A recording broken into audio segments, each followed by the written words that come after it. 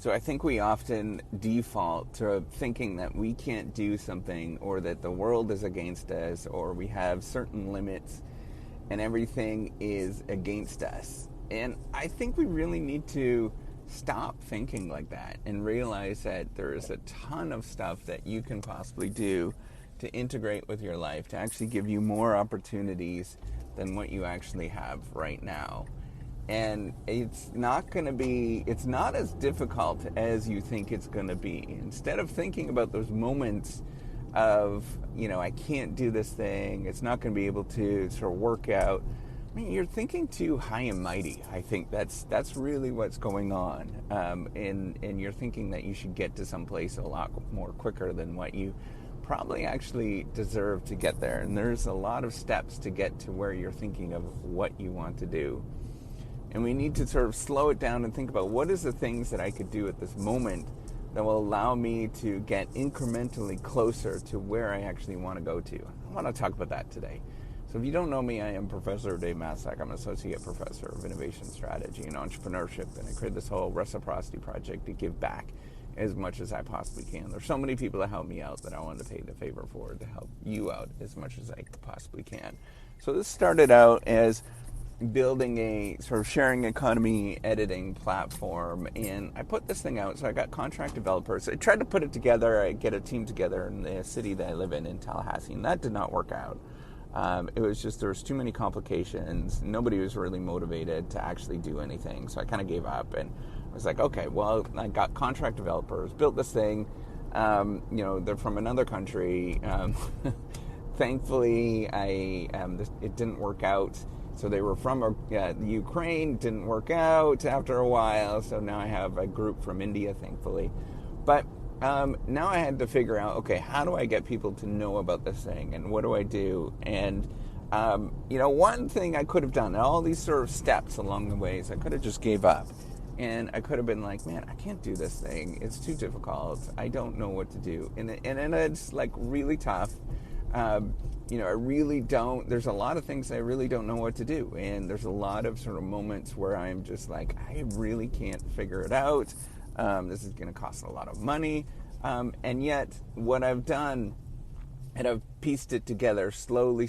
I've tried to figure out, okay, what part of my life can I do where I could do more things. So I started out on like YouTube. Somebody told me to do that.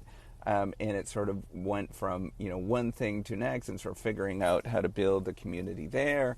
And then, as I've sort of built more and more of this stuff out, I realized that there's a lot of moments in my day that I could do things that are pretty incremental and they're pretty like boring that people would, like now when I go to sleep, I'll do a couple of videos or cut up a couple of videos or, repost older stuff so other people can see it. And there's all these sort of things that you can do to build what you're trying to do.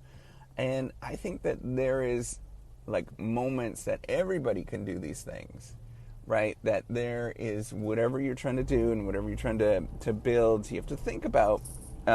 So that's my thing, right? I'm trying to build this sort of sharing economy editing platform. It's a slow, incremental process. It's not growing quickly, but it's growing, right? Like it's getting traction. Exactly what, I was hoping that it would happen faster and it would be a lot less work, but whatever.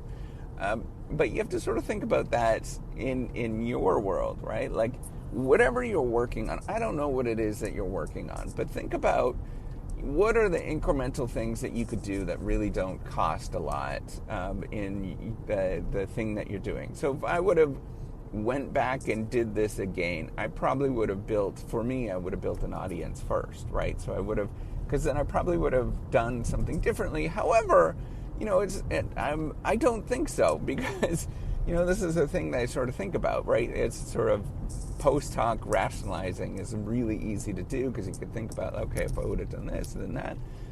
But, I wouldn't have been incentivized to do a lot of this stuff, right? It's scary to do these things. And that's, why most of us actually don't do these things is we're scared and we're nervous and we're afraid of what other people are going to think and do. And those sort of natural human emotions where you sort of have this person in your mind that is going to, wave their finger at you. That's what you have to get over. And those are the things that are more challenging, I think, than anything. So if it's like saving money, right? Saving money is really easy. You just got to save money. And yet it is incredibly hard. I have no idea why it's a struggle for people to save. And I'm being very for real about this, because we live in, most of us live in economies that are far more prosperous than we've ever experienced before. And we simply have to say, hey, do I need that thing? Right? And I know that there's people that live in dire poverty, and I know that that is a big thing. I'm not downplaying that at all. And I know that a huge part of why people, feel like they can't do it is because the institutions are robbing them of different things. Literally robbing them of different things. They feel that they can't get ahead because other people are cutting them down at their knees. And that literally does happen. However, given that all of us live in an environment like this, it doesn't matter where you are, right? We're all kind of at moments in our life where somebody's cutting you down at your knees.